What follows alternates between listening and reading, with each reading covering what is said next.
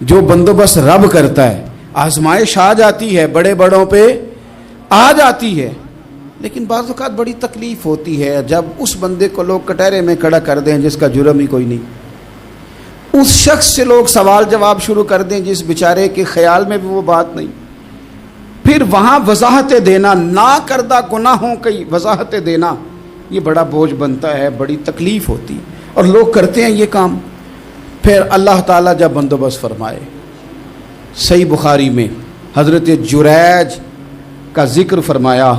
جریج نفل پڑھ رہے تھے، ماں نے آواز دی، وہ آ نہیں سکے، نماز میں تھے، ماں ناراض ہو گئی، اس نے ہاتھ اٹھا کے کہا اللہ یہ اتنی دیر تک مرے نہ جب تک کسی بری عورت کا منہ نہ دیکھ لے۔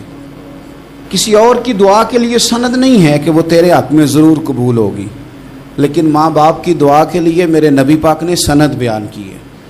سید عالم صلی اللہ علیہ وسلم فرماتے ہیں جب بھی ماں باپ اولاد کے لیے ہاتھ اٹھاتے ہیں رب ضرور قبولیت کا شرف عطا کرتا ہے۔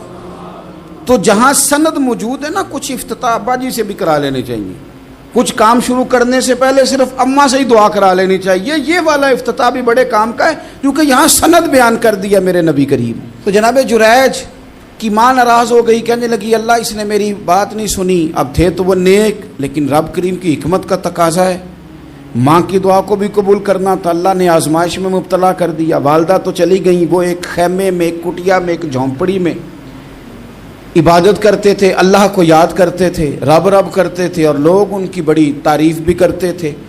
لوگ ان کے ارادت مند بھی تھے، عقیدت مند بھی تھے، اہل محبت بھی تھے۔ ایک عورت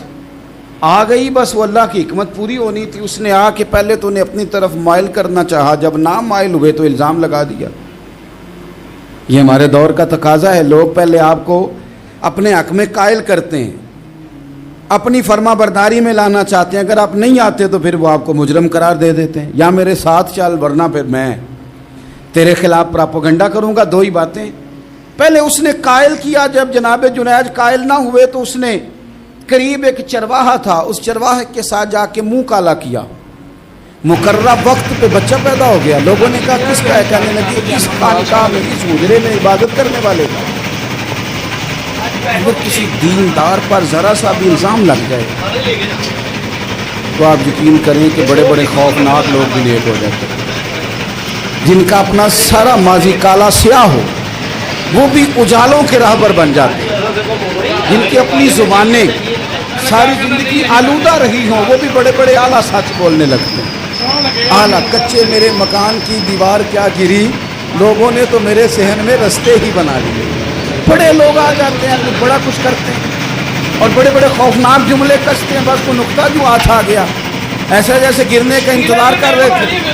اب جناب لوگ اٹھے، احتجاج شروع ہو گیا، شور پڑ گیا، یہ بابا بڑا نیک بنتا تھا، نفل پڑھتا تھا، عبادتیں کرتا تھا،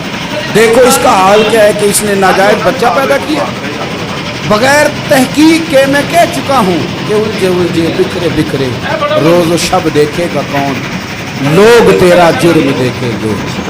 سبب دیکھے گا کون۔